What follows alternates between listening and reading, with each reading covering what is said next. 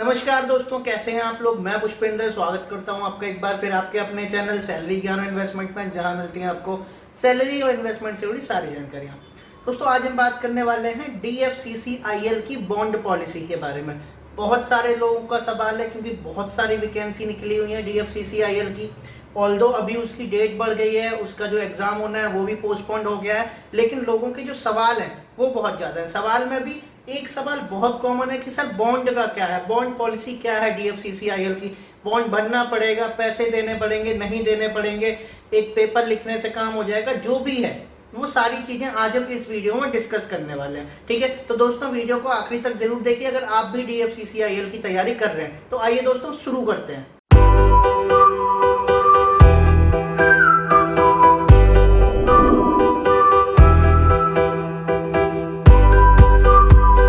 तो यार, मैं बहुत पॉइंट टू पॉइंट बात करने वाला हूँ, बिल्कुल ज़्यादा नहीं बताने वाला हूँ, बहुत पॉइंट टू पॉइंट बात करने वाला हूँ। पॉइंट टू पॉइंट में भी सीधे सुनिए। देखिए, एक RTI फाइल हुई थी 2019 का, जो DFCCIL की तरफ से जो उनका HR डिपार्टमेंट है उन्होंने क्लैरिफिकेशन दिया था। सीधे उसी पे चलते हैं। सबसे पहले वो क्या बोलते हैं, देखिए, जो आप देखिए इसमें जो एग्जीक्यूटिव कैटेगरी है, एग्जीक्यूटिव कैटेगरी में कौन कौन आता है मैं आपकी पोस्ट के हिसाब से बताता हूँ। आपकी जो DFCCIL ने पोस्ट निकाली है वो 3 पोस्ट निकाली हैं।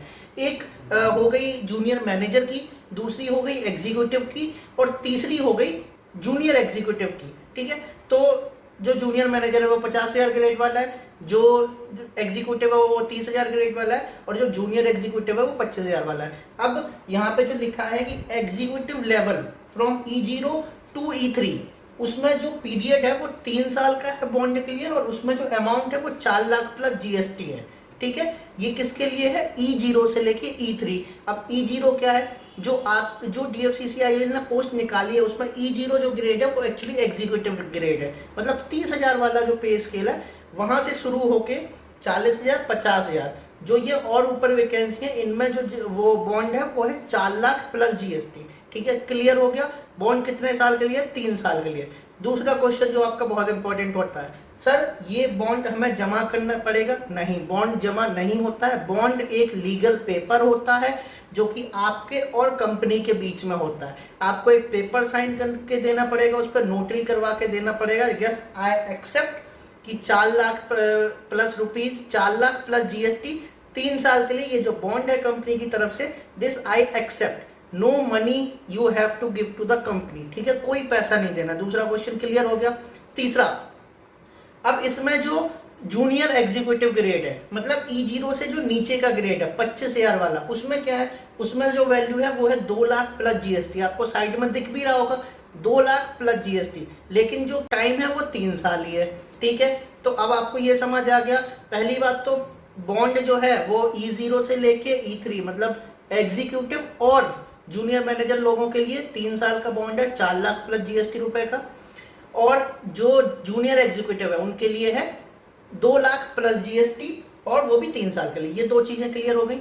अब हम आगे बढ़ते हैं। आगे क्या है, ये जो आपको साइड में दिख रहा है इसका पॉइंट नंबर देखिए, सी में क्या लिखा हुआ है कि each employ has to serve the company for minimum of 3 years. ठीक है, 3 साल तक आपको काम करना पड़ेगा अगर आप बॉन्ड नहीं भरना चाहते हैं। ठीक है, चाहे वो एग्जीक्यूटिव हो, चाहे वो जूनियर एग्जीक्यूटिव हो, चाहे वो जूनियर मैनेजर हो। ये तीसरा पॉइंट हो गया क्लियर। अब चौथा पॉइंट क्या कहता है कि यार अगर आप 2 साल से पहले कंपनी छोड़ देते हैं तो आपको बॉन्ड भरना पड़ेगा। बॉन्ड मतलब पैसा देना पड़ेगा। यहाँ पे लीगल वाला वो जो पेपर दिया था ना, उसी के अगेंस्ट में अब आपको पैसा देना पड़ेगा अगर आप 2 साल से पहले छोड़ देते हैं। कितना देना पड़ेगा, पूरा देना पड़ेगा, 4 लाख प्लस GST। अब हम बात करते हैं कि ट्रांसफर की। अब इसमें मैं दोनों चीजों के लिए सेम है। अगर आप जूनियर एग्जीक्यूटिव ग्रेड पे हैं तो आपको 2 लाख प्लस GST देना पड़ेगा। अगर आप एग्जीक्यूटिव या जूनियर मैनेजर ग्रेड पे हैं तो आपको 4 लाख प्लस GST देना पड़ेगा।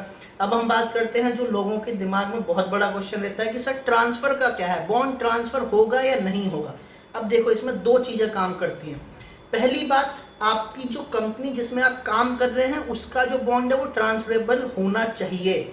मतलब उस कंपनी के जो उसकी HR पॉलिसी है, जो उसकी ह्यूमन रिसोर्स पॉलिसी है या बॉन्ड की पॉलिसी है, वो ट्रांसफरेबल होना चाहिए। ठीक है, अब जैसे इसका पॉइंट नंबर एफ अब अगर आप देखेंगे तो एफ में लिखा हुआ है द बॉन्ड इज ट्रांसफरेबल, मतलब DFCCIL की तरफ से बॉन्ड ट्रांसफरेबल है।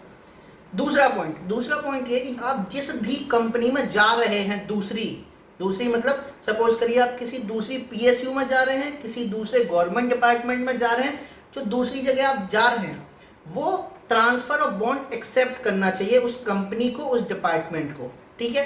कई बार क्या होता है कि जिस भी आप PSU में जा रहे हैं, मान लीजिए वहाँ बॉन्ड का कोई सिस्टम ही नहीं है, उनको बॉन्ड चाहिए ही नहीं, वो बॉन्ड लेते ही नहीं है, तो अब क्या होगा, अब आपका बॉन्ड ट्रांसफर तो हो नहीं पाएगा, देन आपको यहाँ पे पैसे भरने पड़ेंगे, ठीक है।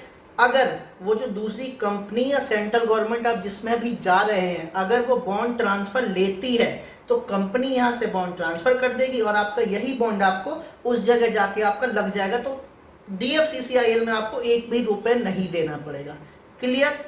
और क्लियर करूं, अगर सामने वाली कंपनी भी बॉन्ड ले रही है ट्रांसफर वाला, यहाँ वाली कंपनी भी बॉन्ड दे रही है ट्रांसफर वाला, तो दोनों में समझौता हो जाएगा, आपका बॉन्ड इस वाली कंपनी से मतलब DFC से ट्रांसफर होकर दूसरी कंपनी में चला जाएगा, दूसरी कंपनी में, गवर्नमेंट में, जिसमें भी आपको देना चला जाएगा।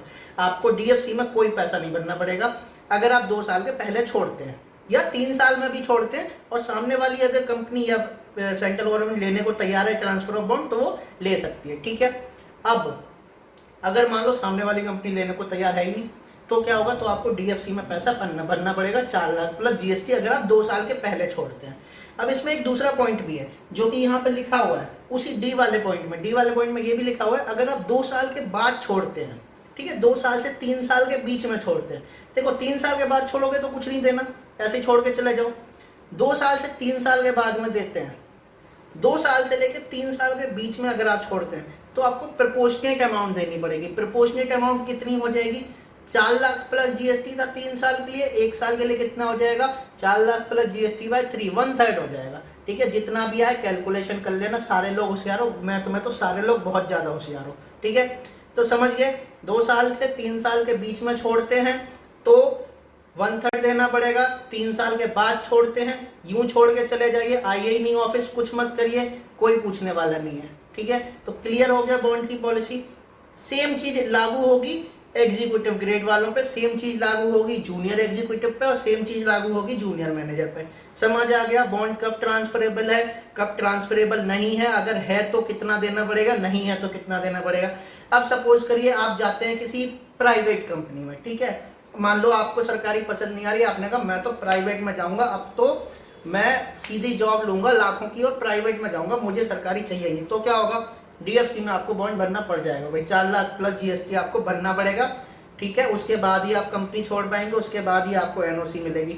बिना NOC लिए आप जा भी नहीं सकते अगर आप 2 साल के अंदर छोड़ रहे हैं, ठीक है। अगर आप यहाँ पे भी मान लो एम्प्लॉयड दिख गए और उस दूसरी कंपनी में भी आप एम्प्लॉयड दिख गए, मान लो आपने बिना बताए ले लिया, सामने वाली कंपनी से जाके आपने बिना बताए उसमें रिक्रूटमेंट ले लिया, बिना बताए उस कंपनी को ज्वाइन कर लिया, यहाँ से छोड़ दिया वहाँ ज्वाइन कर लिया, तो भाई आप पे चलेगा केस मतलब कि आप एक ही टाइम पर 2 कंपनियों में काम नहीं कर सकते। It's a rule of government, और ये सिर्फ गवर्नमेंट डिपार्टमेंट के लिए नहीं है, ये सभी जगह के लिए, चाहे आप प्राइवेट में काम कर रहे हो, आप एक साथ 2 जगह पर काम नहीं कर सकते, ठीक है। तो इसलिए समझ गए बॉन्ड ट्रांसफर कब होगा, कब नहीं होगा, उसके बाद होगा तो कितना देना पड़ेगा, नहीं होगा तो कितना देना पड़ेगा। मेरे हिसाब से ये बहुत ही पॉइंट टू पॉइंट रिप्लाई था, पॉइंट टू पॉइंट आंसर था।